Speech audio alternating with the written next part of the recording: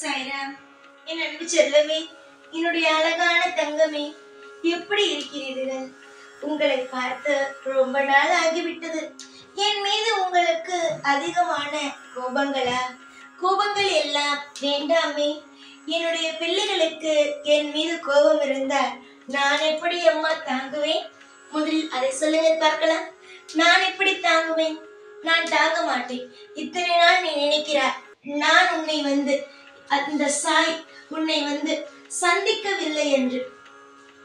ஆனால் இந்த சாய் ஒவ்வொரு நாளும் சந்திக்கவில்லை என்று நீ எப்படி நினைக்கலாம்? நான் உன்னை சந்திப்பேன். நான் உன்னோடு தான் இருக்கிறேன். சந்திப்பது என்பது ஒரு உறவுகளுக்கு இடையே வரும் சந்திப்பு. ஒரு இடத்திற்கு போகிறார்கள், அந்த இடத்துக்கு வருகிறார்கள், இது சந்திப்பு.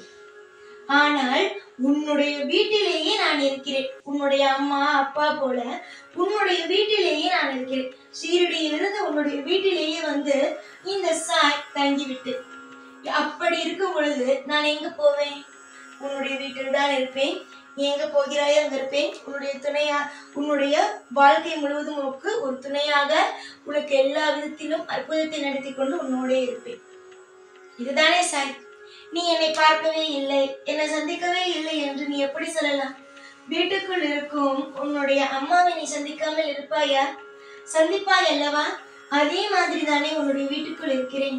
இத்தனை நாள் நீ என் மீது என்னவாக இருந்தாய்? கோபமாக இருந்தாய். இதுவரைக்கும் என் மீது நீ கோபமாக இருந்தாய். அதனால்தான் இந்த சாய் இருப்பது உன்னுடைய கண்ணுக்கு தெரியவே இல்லை. புரிகிறதா? இந்த சாய் இருப்பது உன் கண்ணுக்கு தெரியவில்லை. உன்னுடைய வாழ்க்கையில் எல்லா நிமிஷத்திலேயும் இந்த சாய் இருப்பேன். அதுவும் உன்னுடைய வீட்டில் இருப்பேன். நீ தேடும் ஒவ்வொரு விஷயத்தையும் உனக்கு கொடுத்து நல்லபடியாக உன்னை எல்லா கட்டத்திலேயும் வாழ வைப்பேன். நீ என்னுடைய பிள்ளை. உனக்கு இன்பத்திலேயும் துன்பத்திலேயும் பல்லாண்டு காலமும் உனக்கு சிரித்தது போல வாழ வைத்துக் கொண்டு உனக்கு சந்தோஷமாக எல்லா நேரத்திலும் உனக்கு துணையாக இருப்பேன். ஆனால் நீதான் நினைக்கிறாய் நான் உன்னோடு இல்லை என்று. நீ என்னை எப்படி வேண்டுமானாலும் நினைத்துக்கோ. ஆனால் நான் மட்டும் சொல்வேன், உன்னுடைய வீட்டில் இருக்கிறேன். நீ என்னதான் கோபமாக இருந்தாலும் உனக்கு எல்லா விதத்திலும் துணையாக, எல்லா விதத்திலும் அற்புதத்தையும் அதிசயத்தையும் கொடுக்க உன்னுடைய அப்பாவாக என்றுமே நான் இருப்பேன் என்று. இதற்கு முன்பெல்லாம் நீ நினைக்கலாம் சாய் நம்மோடு இல்லையோ என்று. ஆனால் எப்பொழுது உன்னுடைய வாழ்க்கையோ ரணமாக மாறியதோ, எப்பொழுது உன்னுடைய வாழ்க்கை மிக மிக மிக ரணங்களாக மாறியதோ, அப்பொழுது உன்னுடைய வீட்டுக்குள் உன்னுடைய வாழ்க்கையில் இனிமே எந்த ஒரு துன்பத்தையும் கொடுக்க கூடாது என்று முடிவெடுத்து எல்லாவற்றிலும் ஒரு இன்பத்தை கொடுக்க முடிவெடுத்து, எப்பொழுதும் இனி உன் வாழ்க்கையில் துன்பங்கள் இருக்காது. இன்பங்களானது எல்லா நாளும் இனிமேல் வரும் காலமும் இருக்கும். இதை முதலில் அனைவரும் ஞாபகம் வைத்துக் கொள்ளுங்கள். நீ கோபமாக இருந்தவுடனேயே நான் இருக்கிறேன் என்பது உனக்கு தெரியவில்லை. ஆனால் நான் இருக்கிறேன் இல்லை என்றெல்லாம் உனக்கு சொல்லிவிடுவேன், காட்டிவிடுவேன். உன் குடும்பத்தில் நான் இருக்கிறேனா, உன் குடும்பத்தில் நான் இல்லையா என்று அனைத்து விஷயத்தையும் உனக்கு நான் அசிரியாகவோ இல்லை மற்றபடி ஏதோ ஒரு விஷயத்திலேயே காட்டிவிடுவேன். அப்படியெல்லாம் காட்டினேனா? இப்பொழுது ஒரு சமீப காலமாக அப்படியெல்லாம் நான் காட்டினேனா? இல்லையே. நான் சமீப காலத்தில் இதெல்லாம் நான் காட்டினேனா? இல்லை. உன்னோடு இருக்கிறேன் என்றுதான் நான் காட்டிக்கொண்டே இருக்கிறேன். ஆனால் நீயோ கோபத்தில் எப்ப பார்த்தாலும் நான் இல்லை என்று நினைக்கிறேன். கோபப்படும் பொழுது கண்களோ மறைக்கும், கூட யார் இருக்கிறார்கள் என்பது தெரியாது. புரிகிறதா?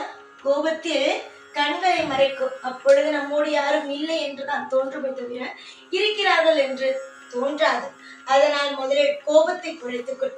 கோபமானது வாழ்க்கையில் எப்பொழுதும் முக்கியம் அல்ல. கோபமானது வாழ்க்கையில் முக்கியமே இல்லாத ஒன்று. நீ கோபப்பட்டு உன்னுடைய வாழ்க்கையில் பல நபர்களை நீ இழந்தாய். கோபப்பட்டுத்தான் பல நபர்களை இழந்தாய். அந்த மாதிரியான எந்த ஒரு விஷயத்தையும் தயவு செஞ்சு செய்யாது. கொஞ்சமாவது யோசி.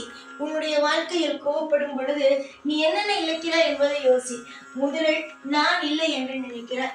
கோபம் எப்பொழுது வரும்? ஏதாவது ஒரு தவறு நடக்கும் பொழுது கோபம் வரும். அப்பொழுது தெய்வம் இல்லை என்று யோசிக்கிறார். அடுத்தது, உன் கூட இருக்கிறார்கள் பார், அவர்கள் நமக்கு உண்மையாக இல்லை என்று யோசிக்கிறார். அதற்கு மீது கோபத்தை படுகிறார். இது எல்லாமே உன்னுடைய வாழ்க்கையில் துன்பத்தை தான் கொடுக்கும். சரியா? கோபம் எப்பொழுதும் துன்பத்தை தான் கொடுக்கும். அதனால் எல்லா விஷயத்திலேயும் கொஞ்சமாவது பொறுப்பாக, எல்லா விஷயத்திலேயும் கொஞ்சம் அமைதியாக இருக்க பழகுங்கள். நாளுக்கு நாள் கஷ்டத்தை நான் கூட்ட மாட்டேன். உன்னுடைய இஷ்டமான வாழ்க்கையை மட்டுமே தான் நான் உனக்கு தருவேன். உன்னுடைய இஷ்டங்கள் ஆனது கூடிய விரைவாக உனக்கு கிடைக்கும். உன்னுடைய ஆசைகள், உன்னுடைய ஏக்கங்கள், உன்னுடைய தேவைகள் எல்லாமே படிப்படியாக உனக்கு கிடைக்க ஆரம்பிக்கும். புரிந்ததா? கிடைக்க ஆரம்பிக்கும். இன்று நீ கோபப்படுவாய். இன்று நீ கோபப்படும் பொழுது உன்னுடைய வாழ்க்கையில் எல்லாமே உனக்கு மறைந்தது போல இருக்கும். உன்னுடைய வாழ்க்கை மறைந்தது போல இருக்கும். அதற்கு பிறகு உன்னை சுற்றி இருப்பவர்கள் மறைந்தது போல இருப்பார்கள். உன்னுடைய தெய்வம் உனக்கு மறைந்தது போல இருக்கும். நீ கோபப்பட ஒரு நாள் உன்னையே நீ மறப்பாய். இதுதான் உண்மை. உன்னுடைய வாழ்க்கையில்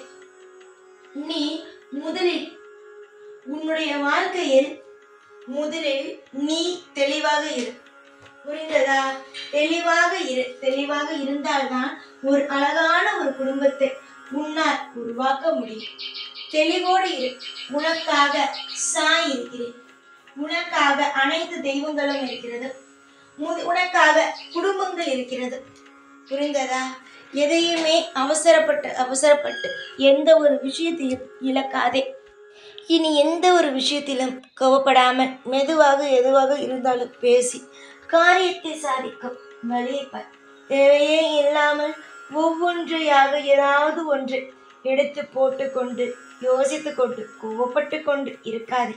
அமைதியான ஒரு வாழ்க்கையோ உனக்கு கிடைக்கும். நீ இப்பொழுது நினைக்கிறாய் உன்னுடைய வாழ்க்கையில் இது நடக்குமோ அது நடக்குமோ என்று. ஆனால் ஒரு படி எடுத்து வைத்து பார். உன்னுடைய வாழ்க்கையில் என்னென்னலாம் சுவாரஸ்யமாக உன்னுடைய வாழ்க்கையில் நடக்கிறது. உனக்கு தேவைப்படுவதெல்லாம் அடுத்தடுத்து எப்படியெல்லாம் கிடைக்கிறது என்பதை படிப்படியாக எல்லாம் உனக்கு கிடைத்து உன்னுடைய வாழ்க்கையில் ஒரு மிக சிறந்த ஒரு செல்வாக்கோ உனக்கு கிடைக்கும். செல்வாக்கை அனுபவிக்க தயாராக இரு. அவசரப்பட்டு தேவையே இல்லாமல் எந்த ஒரு விஷயத்தையும் போட்டு குழப்பிக்கொள்ள வேண்டாம். நிறைய விஷயங்களை துளைத்து விட்டார். இதற்கு மேல் துளைப்பதற்கு எதுவுமே இல்லை. இனிமேல் சாய் இருப்பார். என்றும் நமக்காக இருப்பார். எல்லா விஷயத்திலே இனிமேல் நீ எதையும் நினைத்து கவலைப்படக்கூடாதம்மா. இனிமேல் உன் வாழ்க்கையில் எல்லாமே சுபமான நாட்கள் மட்டுமே. ஏற்கனவே நீ பார்த்த அனைத்து விஷயங்களையும் மறந்துவிடு.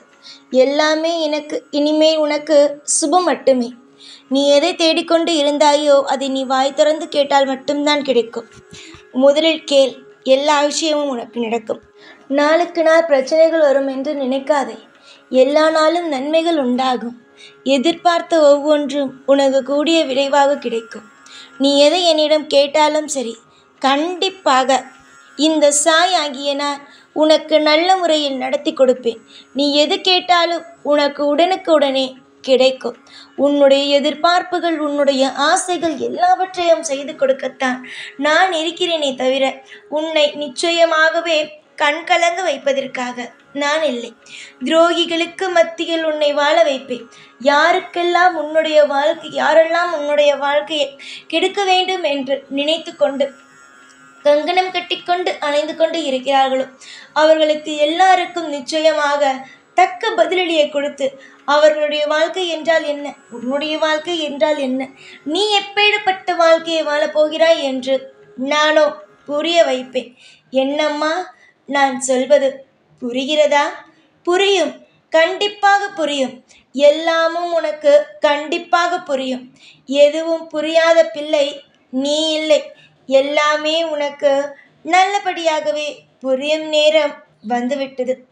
ஆசையாக ஒவ்வொரு விஷயத்திலேயும் ஆசையாக ஓடிக்கொண்டு இருக்கிறாய். எனக்கு இது வேண்டும் அது வேண்டும் என்று என்னிடம் கேட்டு கேட்டு கேட்டு ஓடிக்கொண்டு இருக்கிறாய்.